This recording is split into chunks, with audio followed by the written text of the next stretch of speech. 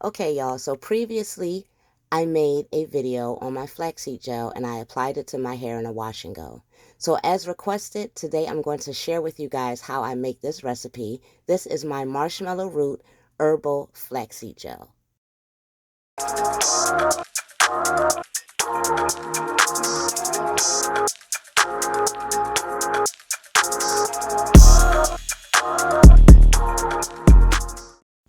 Hey, what's up, y'all? It's your girl Sheeba Renae, and thank y'all for tuning in with me. Today, I am going to share, as requested, my Marshmallow Root Herbal Flaxseed Gel.